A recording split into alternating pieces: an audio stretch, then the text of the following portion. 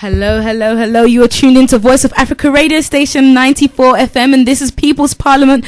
We have a special show with a wonderful guest, Mavis Amankwah, live and direct in the studio today.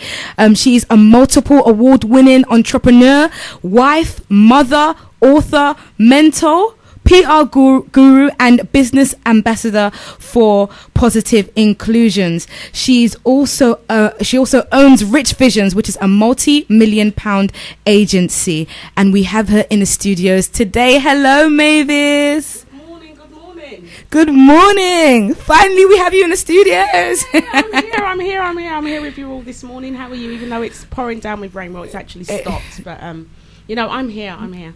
It's pouring down with rain outside, but in here it feels hot, yes. Like Africa. Yeah. So we've been sharing with our listeners some of your history, some of the great things you've done, and what you're doing now with Positive Inclusions. But I think we want to start from scratch, because there are people out there who would have heard, yeah, she's a multiple award-winning PR guru and owns this agency. But how did you start? How did everything start out? Wow. That's probably going to take me about 10 years to tell you. It started out probably about 10 years ago, but really it's probably, I'd say it's something more of something I wanted to do when I was young, was to really have my own business, to have my own IT business. Well, I don't have an IT business now, but I do. I am running business. But yes, it's started off about 10 years ago. My background is actually IT. Yeah. So I studied IT, and I was working as an IT manager for several years, and I found that working within IT wasn't really for me, because I had 2 young kids at the time, and I also didn't find it challenging. But what I did like was the fact that I could work within the community, mostly the African Caribbean community. So whilst I was working, I was actually running a show, or organising a show with some other guys called the Miss Ghana UK, and I did that for about 8 years, and I realised that I really love working within the community, and that stemmed on to other ventures, working with the BBC, working on other countries like Nigeria, Jamaica, Barbados, and I said I really have a passion for working within the community. So I decided that around 2002 I wanted to look at ways of how I could start my own thing, but obviously I needed to look for a niche, and the niche was, how can people of non-ethnic origin tap into the ethnic community to deliver communication messages? And that was the birth of Rich Visions. Rich Visions started around 12 years ago. It was founded by my husband, and I was saying to him that I wanted to really start my own thing, and if I could work on the communications and marketing side of the company, which was, we call reaching the unreachable, so how mainstream corporate organisations reach hard to reach audiences like the African community, for instance. And yeah, it's not actually 10 years, 11 years on, we're still here. Wow. And how easy or difficult, should I say, has it been to actually reach those communities, or the niche of the African or Afro-Caribbean community? It's quite challenging, because the thing is, when you look at people from different ethnic origins, we're quite diverse. So even if you look at the West African community, especially here in the UK, the largest number being the Ghanaian and Nigerian community, we have different dialects, different languages, we have different cultures, and how we communicate is quite different. So, for instance, for the Ghanaian community, one of the best ways of reaching out to the Ghanaian community is radio, because when you go back to Ghana, you see that, everybody is listening to a radio somewhere in a taxi, on the street corner. But then when you look at the Nigerian community, you see one of the best ways is through TV. So it's basically being able to understand the audiences very well, communicate different messages, and it depends on the message. I mean, some of the campaigns we've done has ranged from immigration here in the UK to diabetes to food you can bring and cannot bring from Africa, and it really depends on what the key messages are. But yeah, it's challenging, but it's really, really exciting. Okay, so just for those listening in, young people who may not have a knowledge of what PR and marketing includes or really is about, could you break it down to let us know what does it entail? What do you do as a PR and marketing guru? Well, marketing is really how you get out your communication messages to a certain audience or consumer. So really what we do is look at ways of how we could promote something to yourself. So maybe we've got this great bottle of water and we want to promote it to you. We want you to buy it. Yeah. Obviously, there's a lot of competition out there. And so I need to convince you, the consumer, that, hey, this is a great, product. I want you to buy it. I don't want to buy the competitors. So I have to basically market to you so that the messages are appealing to you. So that's via radio, TV, going out to shopping centres, going to community places, especially with the African community, going to religious places, going to events and really getting the message out. And then at the same time, we also use PR to spread the messages. So across the media, so for instance, newspapers, now we have the social media platform as well. So it's a combination of, quite a few things, but it's how you market yourself effectively. And about targeting the right market as well, understanding your market. So what may work in Newham, London Borough of Newham, to get to, say, young people, a marketing message about, say, water that I'm promoting may not work for young people in Surrey. So you really have to understand your audiences and how you're going to market to them effectively to simply buy your product or promote, to whatever it is that you've got to sell or whatever it is you're promoting, getting it out to a wider audience. And that's it, really. That sounds fun, interesting, and tedious at the same time, given, I guess, the different cultures that are within the niche of the Afro-Caribbean community. One thing I will add, one more question before I hand over to Nana Kwesi, is I've been brought up with the mentality that within the black community, it's hard to make something out of it, but you are turning around millions each year, should I say, and you're focusing on that niche. What gave you, should I say, the inspiration to even think that you could conquer, such a mind as the African community who always want to bargain, always want to, haggle down the prices. A lot of people do give up and they do things, should I say, they think, okay, the cheaper it is, the better it is. I can make money. All I need to do is make money today to get through. But for you to look at the African community and say, I'm gonna make it. I'm gonna focus on them, and I'm gonna do something within the black community. Gosh, good question. I think one's probably passion, because when I was really young, I mean, we're here at Voice of Africa Radio here in Newham. I was actually born and raised in Newham. I was raised in Canning Town, and when I was really young, I used to face a lot of adversity. People used to really pick on me because I was African. There wasn't many black people around then. We're talking about the early 70s, and it was just really hard. Like, being young and thinking, you look different from everybody else. Everyone's laughing at you because you have a different hairstyle. People can't pronounce your surname. The teachers just, telling you you're basically not going to amount to nothing. And I think when I look back, it was understanding that my culture was really important. And as time grew on, my mum said to me, I think when I was about 15, that we're going to Ghana, we're going to Africa for a holiday. And I said to her, I don't want to go to Ghana, I don't want to go to Africa because I know it's a very, the people swing on trees there. Because this is what I was told, from when I was in school, when they said, where are you from, Africa? People start laughing. So really, my perception of Africa was really negative. Just because of what I heard and what I saw on the TV. And then when I had the opportunity to go when I was 15 and I went to Ghana, I was thinking, wow, this is amazing. This is Ghana. Look, big houses, businesses, normal people walking around with clothes on. I can't see any monkeys swinging on any trees. And I think from there, that made me it made me look back and say, do you know what? I'm actually proud of where I come from. And, I started doing the events and so forth within the African community. So I think it was definitely passion that really started. And then really coming here, I mean, being born here in the UK, I mean, I've got the best of both worlds, because you can go and hang out with English people, go down a pub and have a laugh, or, laugh and talk with them. And then I could switch to the African Caribbean community and have my, say, Ghanaian side and, speak to the aunties and say to them, look, auntie, I can help you to, they might have something like a business and they want to promote something. And I said, well, I can help you. I understand how the UK system works. So I think it's the best of both worlds, but it's definitely passion. It's the fact that I was born here, I understand the system, and I understand the African Caribbean market and how it works and the audiences. I mean, we are huge. we are massive here in the UK. And what I realised when we first started the business is that many people wanted to promote things to different communities, and they just didn't know how to, because there was 3 barriers when you're trying to reach certain communities: language, religion and culture. So, you know, we created a niche and everyone was coming to us to say, well, we want to reach the Ghanaian or the Nigerian or even the Pakistani, Indian. Can you help us? And we said, yeah, no problem. We know where to reach them. We know where they live. We know the TV, the media. We know their cultures and things like that. And, yeah, so it's been challenging, but it's, you know, when I look back, it's not something that I really regret doing, even though it's been very challenging and very hard doing your own business. That is very, very, very inspirational. I was just going to ask one more question.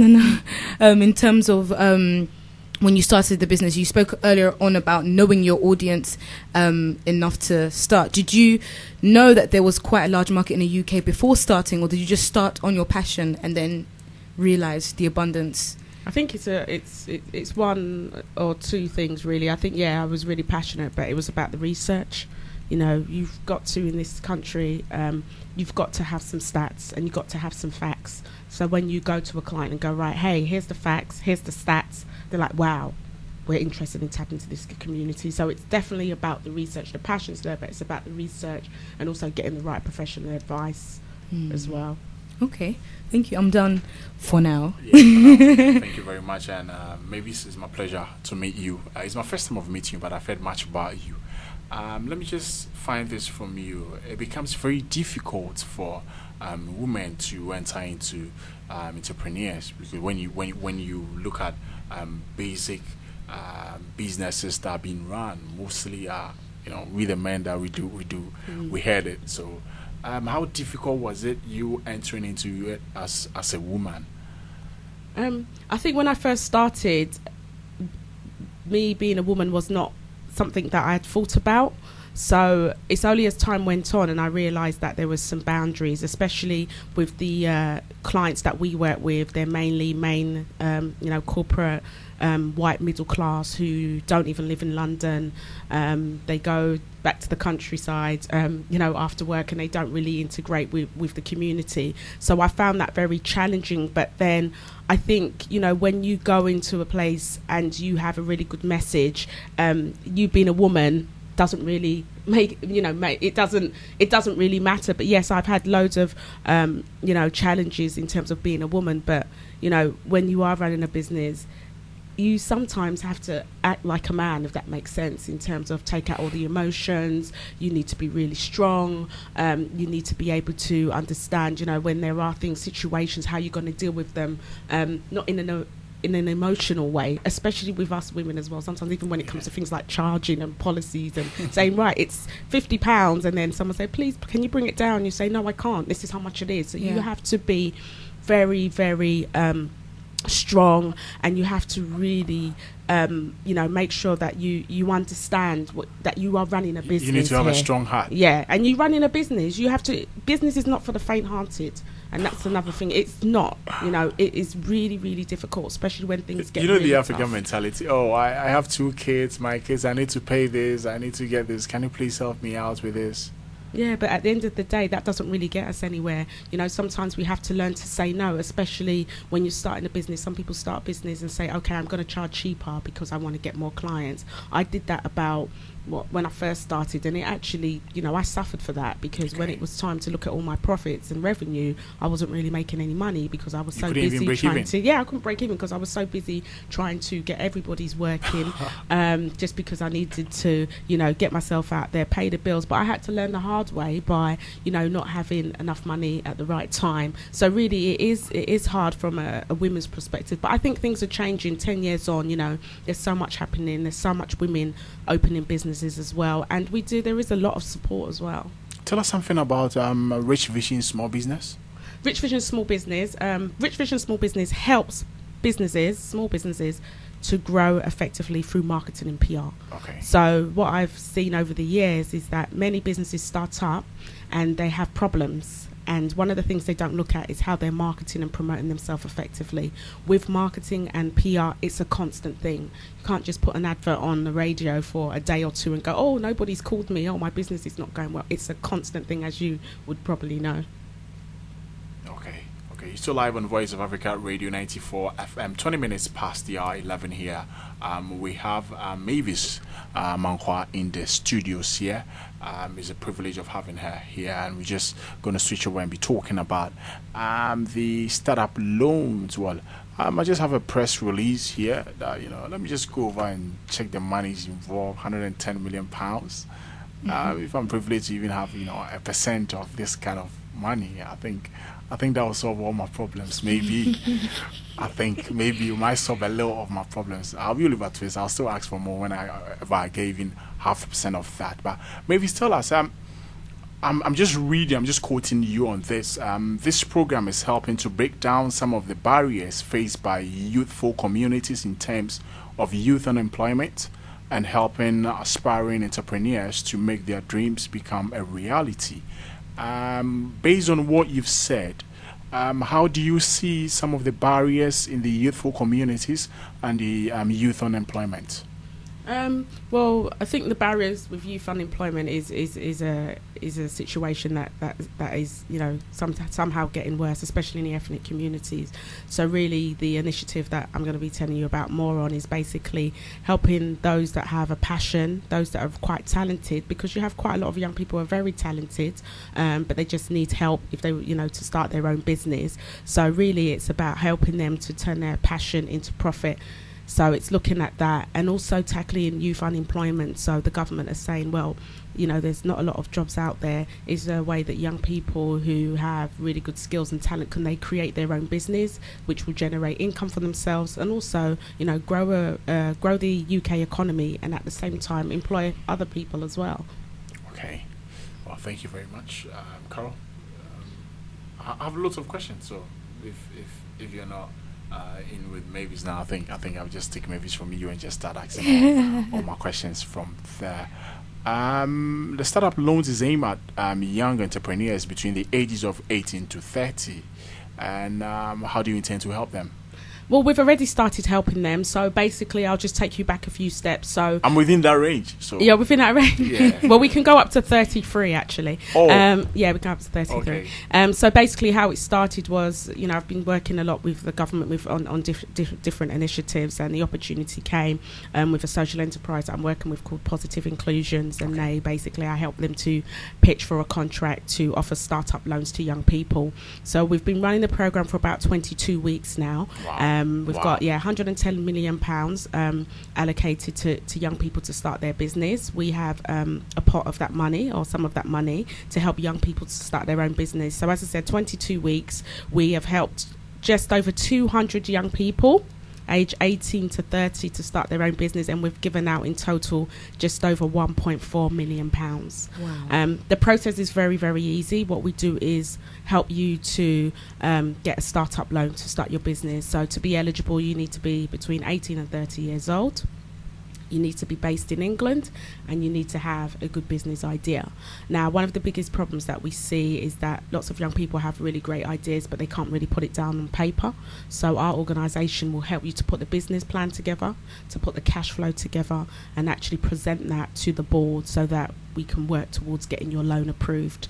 Out of the 200, just over 200 people that we've given loans to, we probably had in total probably about 220 people that have applied, and 200 have actually got the loan. So we really work not to decline people, but it's got to be based on a really good business idea, viable business, and at the same time, making sure that they can start this business. The great thing about the business as well is that you get a mentor, which is really, really great. So apart from getting the loan, you can get a mentor, business mentor, professional business mentor like myself, that can hold your hand for a year. So once you get your funding of £5,000 to start your own business, you'll get a mentor that you would see, and any problems or challenges that you have with your business, we will, the mentors actually help them. So it's a really great initiative. It's a low interest loan, and as I said earlier, the government are just really trying to tackle youth unemployment, and this program's going really great, and hopefully it's going to be open to over 30s probably from autumn.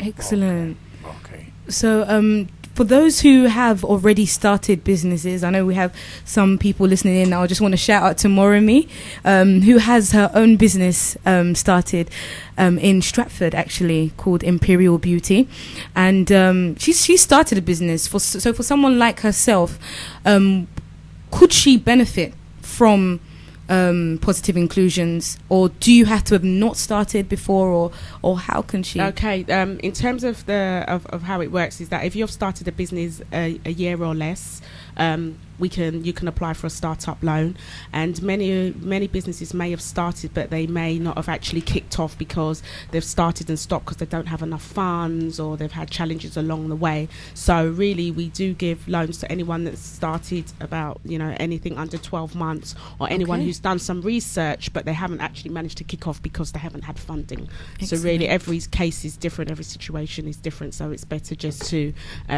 send an email or call in, and then we can give you further information. Excellent. So I hope you've heard that, young lady. Do get in touch. And how can people get in touch?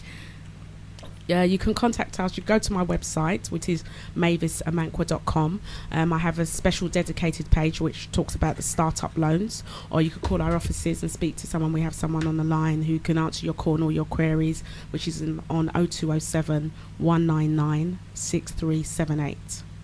Well, before you come on board, I think the callers have just started to just come on board and have a shaman on the line. Good morning, sir. Good morning, Anekwesi. Good morning to your guests in the studio. I hope you are.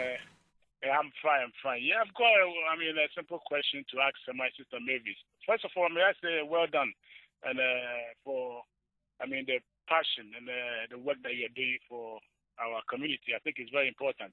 May I ask you once someone submits their business plan and they get approval, do they get 100% approval of the business plan presented, or is it some part of the entire business plan? And also, why is it limited to just 30 to 3 years? Is that not disenfranchising people who are over 33? And if there are any other ways, I think surely you must know how to get help for those over 30 as well. So if you do, please help us. Thank you. Well, thank you very much. So your first question in regards to the business plan. With the business plan, we basically will help you to make the business plan, a robust business plan, for it to make sense. So some people actually send us part of their business plan and they're unable to complete it, so we will help them to complete it, sit down with them on a one-to-one and go through everything so everything's clear to them before we submit it. We have some people who just submit a business plan and we look at that and say, okay, yeah, we can approve, or it can be improved. Or we have some people that don't even have a business plan at all, and we help them to put all the ideas onto paper. So really, in terms of your question, we can help with the business plan in any area. One of the things that we do at our organisation is assist to make the application successful. So if we see a business plan, we say, well, look, this is a really great business idea. It's viable, but it needs to be improved in this area. We would tell the applicant to improve in this area. We could sit down with them, as I said, on a one-to-one, put it all down, and then once it's all done, we submit it and we can get it approved within 3 to 5 days. So that's your first question. In regard to your second questions about the over 30s or over 33s, the whole initiative was to tackle youth unemployment. As you know, it's a big issue here in the UK. So really, government came up with this initiative to say, look, how can we help young people?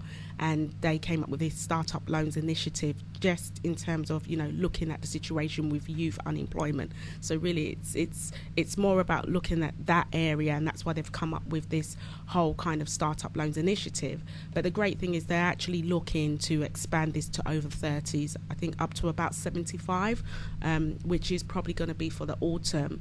It probably won't be £110 million, but there will be some type of allocation to help people who are over 30 as well. So it's coming. But as I said, initially it was about youth unemployment, tackling youth unemployment.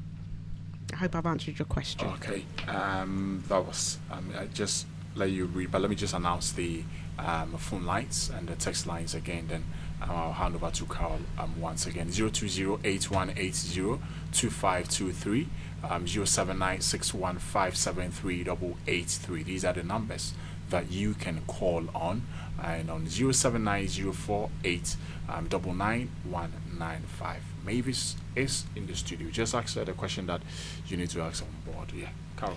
Yeah, I just wanted to say that for Miss Lola Quagin that texted in, she asked exactly the same question. She said, can someone over 50 start entrepreneurship?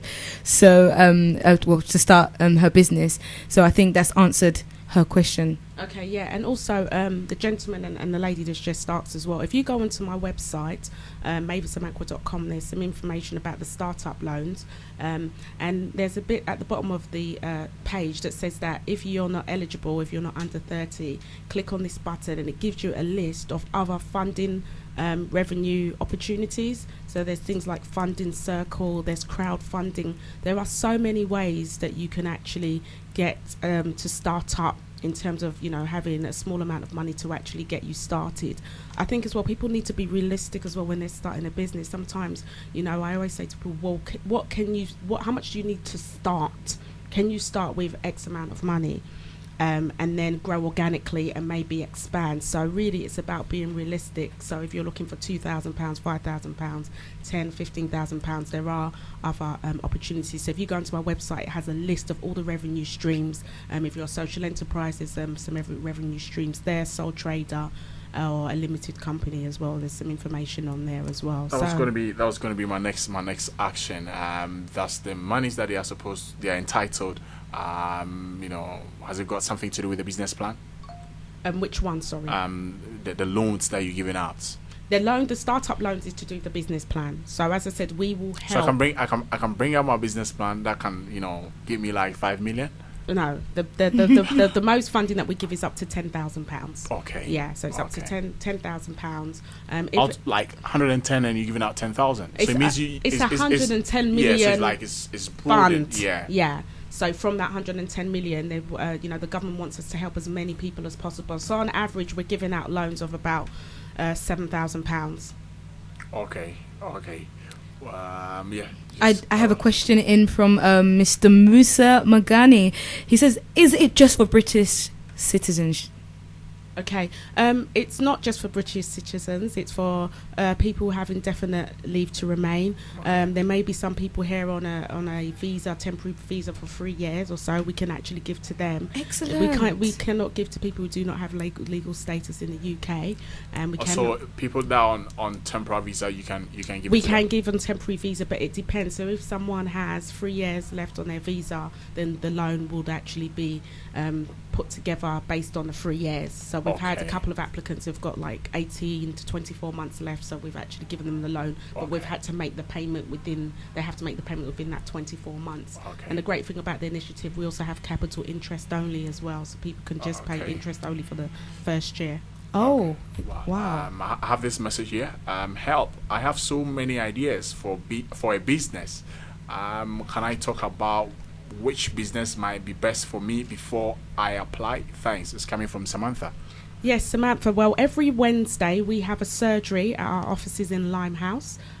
If you go onto my website, every Wednesday from 4 o'clock to 6 o'clock, Limehouse, near Canary Wharf, we have a session where you can come and tell us what your ideas are. We will tell you how to apply for the loan, what you need to be successful. We'll give you some tips, we'll give you some advice. Tomorrow I'm actually running a surgery, if anyone's interested, at our offices in Limehouse. If you go onto my website again, you'll see all the information there. You just need to register and attend. But as I said, the initiative is to really help people. As you know, if you go to the traditional method of lending is not easy. You go to a bank manager, you have to go through so many hoops and roundabouts, credit checking and so forth. Even though there is going to be a credit checking system happening in the next couple of months, but it's not as stringent as the banks are, because we are trying to help people to start their own business. As I said, you get a mentor and you get lots of support, and we do lots of workshops, how to do your business plan, how to let your business survive, business sustainability. I mean, we're here for the long haul really, and mentoring too. Okay, let me just go onto the lines. I have Kofi Ali on the line. Good morning, sir. Oh, good morning. Yeah, I hope you well. In fact, I'm calling to say well done to the teacher. Kofi, I can hardly hear you. Yes. Can you hear me now? Yeah. Yes. First of all, I want to say well done to my young sister who is doing a wonderful job in the studio there. Empowering the youth to do something is very, very important. At a point in time, she mentioned that when the parents wanted to take her to Ghana, it was really a challenge. Eventually, she did. And she mentioned somewhere as well that there are serious challenges with youth unemployment in the UK here, and that the government is giving them something to, be able to be on their feet. If there are serious challenges to the government here, youth unemployment and so on, what will, in her own words, put the challenges of youth employment in Ghana? Because I know she has an idea about Ghana. And do all youth have to come to UK from the West African community or the continent of Africa or Ghana before they can also be able to get this, privileges? And what, in her own opinion, does she think is the serious problem of which when even money is given out, it becomes difficult for the state to recover the money? How are they doing it here? And how does she think we can be able to do that in Ghana, at least to be precise? Thank you very much. I think, well, the Startup Loan initiatives that I'm talking about is just based here in the UK. When we're looking at countries like Ghana, obviously it's a different situation in terms of political and the economy. So really, I can't really comment too much on it. I think, yes, we do have a long way to go, but if people like ourselves that are here in the diaspora can actually set up something here and become successful, that will help us to actually go and set something up there. We can't always rely on the government, and I'm a strong believer of private investment, of equity and so forth. Something that I would like to do in the future is to be able to bring this sort of initiative to Ghana, but on a private basis where we can get investors that will help young people to really start up their business. So as I said, I can't really comment, but yes, we do have a long way to go, and we will get there. But I think from us in the diaspora, we could actually start by doing what we can here, and then basically being stable here and setting something up over there. And I'm seeing that a lot of that happening, especially with the young people who have had enough of the UK and say, look, I want to go to Africa, I want to go to Ghana, I want to start something up. They've got a small pot of money, they go and start up, and they really grow. I know a couple of businesses that are doing really well, and they're actually employing young people in Ghana as well. So it will take a long time, but I'm saying from a private perspective, it's something that we can look at. And when it comes to politics, it's a different ball game. In terms of the state recovering their money, obviously, yes, the government have put aside £110 million. They have actually taken into consideration that there will be some people that are not going to be able to get their business. They could probably get it off the ground, but it may not sustain because of a number of factors. So, bringing in a business mentor is one to help them to, help to eliminate that issue. But also at the same time, they have allocated, or given a percentage to say, yes, we know that there is going to be a problem with recovering in some areas, so they do have a contingency plan for that. And they're also looking in the next couple of months to do some credit checking as well. It won't be stringent credit checking, but it will be checking in terms of, seeing if this person is going to, genuinely pay for the loan, because you do have some people out there that are just taking the loan for a loan's sake, and they're not actually starting a business. So there is a contingency plan for that as well. But the initiative is very new. It's just been over 1 year, so they're still having a few teething problems. But, overall, the campaign and the project is going fairly well. Okay. I'll just have this message and I'll go to Carole before we wrap it up here. Hi, Mavis Amankwah. Well, I think I'm part of the call. Are you? Sorry? I think I'm part of the call that the person just added, so I'm just trying to be myself with Mavis. So, hi, Mavis Amankwah. I would just like to say Mavis, or just singling out Mavis. Why? You are an amazing woman, such an inspiration, and you deserve to be as successful as you are. Hard work paid off.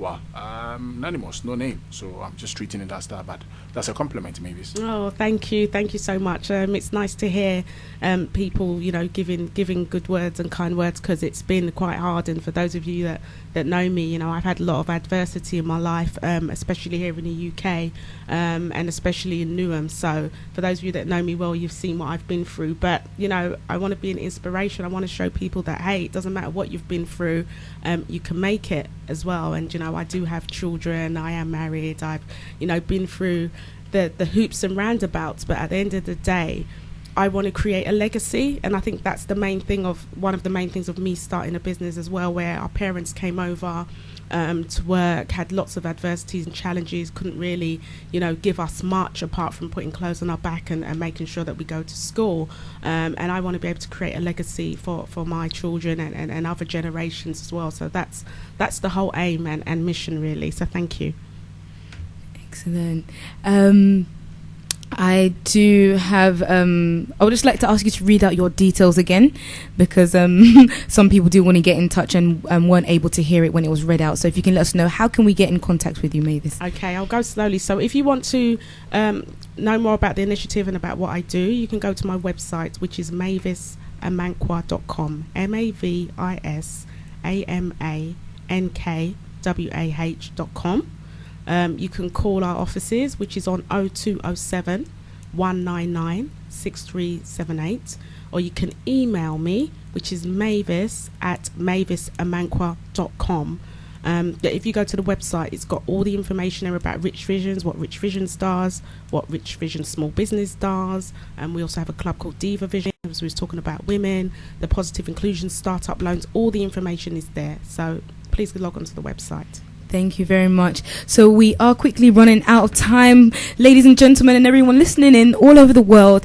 But I'll read out the texting and calling lines for the last time. If you want to text in, the lines are 07904 899 195, and you can call in on 0208 180 2523 or 079 615 73883.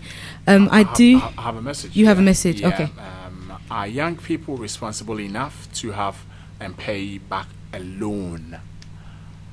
Well, that's a really good question. Are old people responsible enough to pay back a loan? At the end of the day, it's down to the individual, and it's very hard to say and engage. We don't know what individuals about, but we are, the government is on the hope that the loans that they do give out is, they make sure that it's hard to get a loan from a bank, as so it's well appreciated, and that young person can see they can turn their passion into profit and look towards making sure they pay that loan back. But as I said, the government do have a plan B, and it's something that they're also working on and implementing each day. I do have a question. I started off on something just before you came to the studio in terms of the mindset of young people in the UK, and wanted to know what you think about it. I said that in Africa, a lot of the first generation adults are very used to entrepreneurship. They can go out there, take risks, and I know you're a risk taker as well.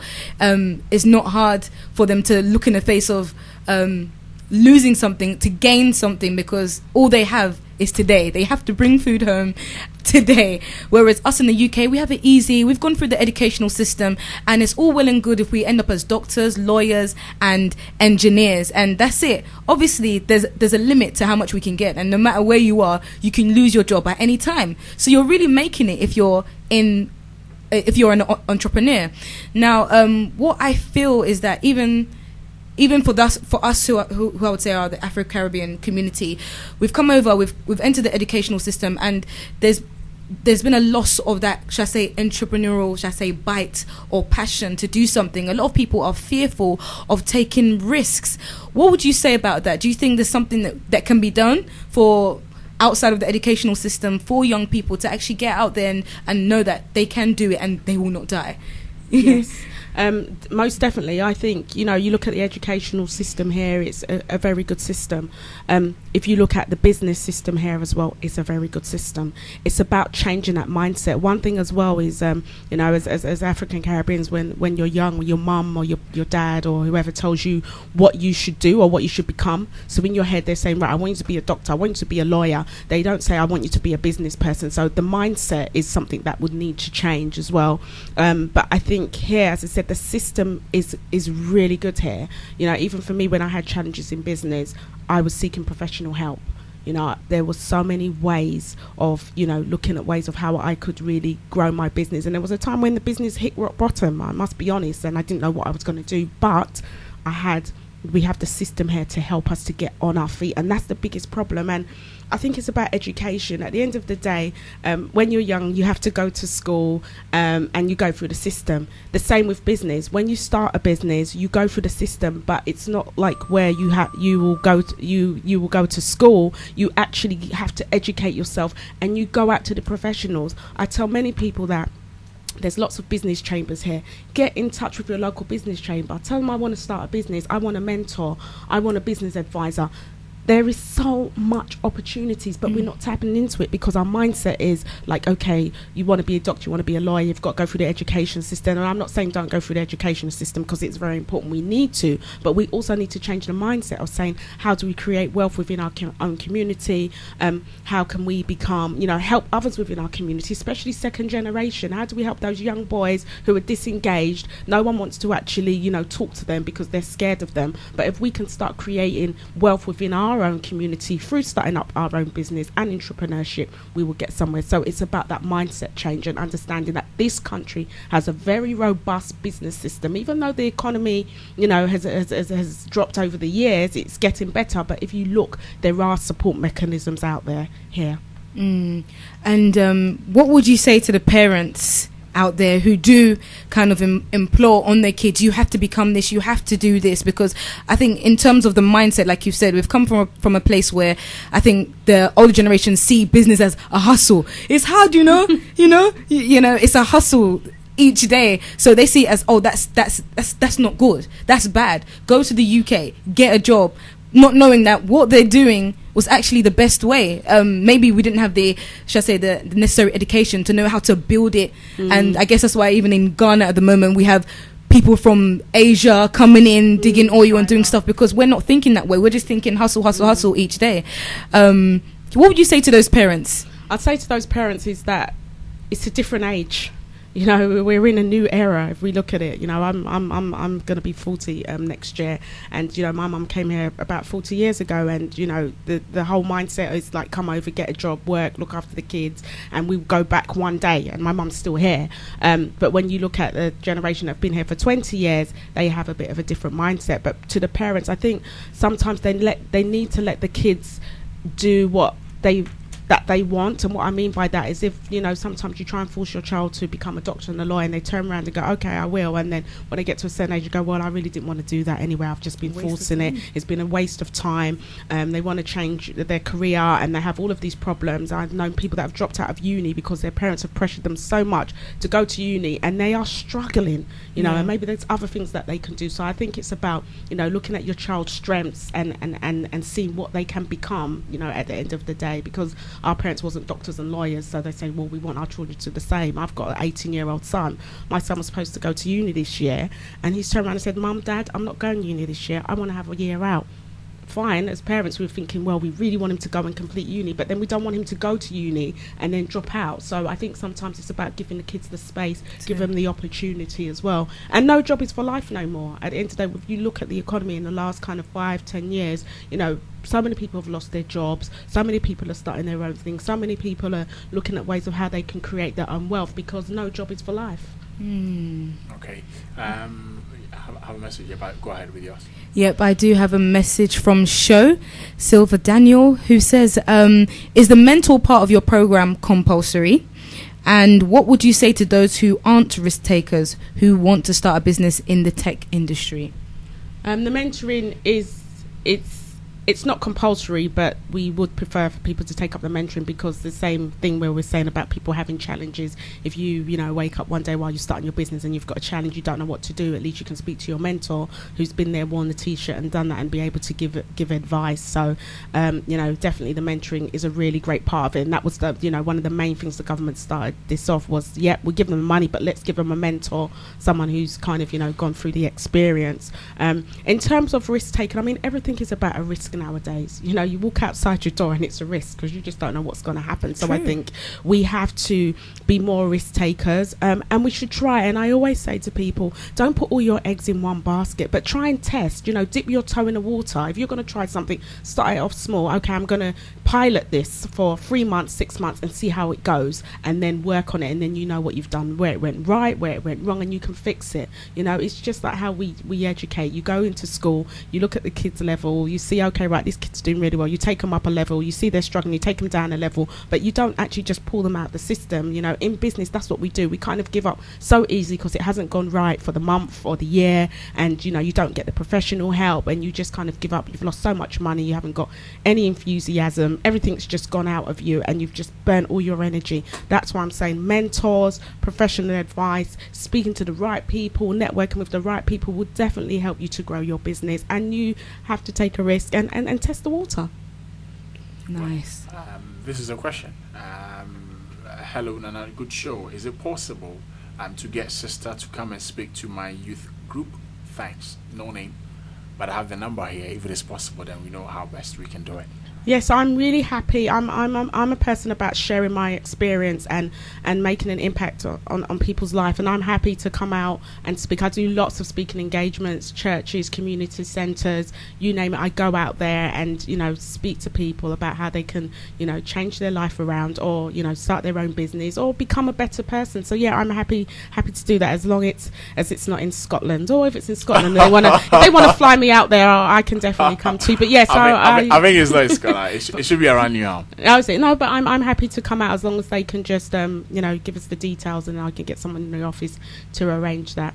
Okay. We need to get out to the young people, and they need to see more role models. And you know, the whole reason why I'm doing this is not to show off and show, hey, I'm Mavis Amankwah and I'm the best woman in town. It's more about role models, people looking up to people, not looking up to people like Nicki Minaj and American, you know, the kind of non-realistic people that are really, you know, the Oprahs. Yeah, it's great to be an Oprah, but then are there any Oprahs around in the UK that we could look at that have similar? I see Carole's putting her hands up in the air. So definitely it's about the role models, and people seeing people who look like them, who are not far from them, who are locals, who are doing well. So I'm happy to do that. It's about, you know, empowerment and inspiring people to do something. Okay, so I think your invitation has been honored. So basically, you need to just get in touch. Let's see how best Mavis will help your youth group. At least we might also have another Mavis from your group as well. Carole. I think again, let us know, how can we get in touch? For everyone listening in, how can they get in touch to find out more? As I said, you can go to my website, mavisamankwah.com. You can email me, mavis@mavisamankwah.com, or you can give us a call on 0207 199 6378, and we can answer all your calls. I have a really great team who know the ins and outs of what I do, and, you know, basically helping you. If it's a startup loan that you need, we can help you. If it's your business that's you know, not going too well and you want some advice, you can also get a copy of my book, 44 Ways How to Grow Your Business. Is a way of you know, looking at growing your business through marketing and PR.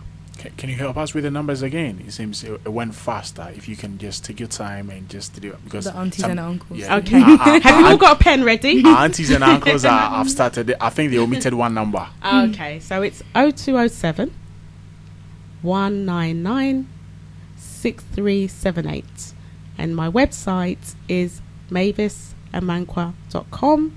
And if you'd like to email me, it's mavis@mavisamankwah.com. Wow. Thank you very much, Mavis. I'll just hand over to Carole for now.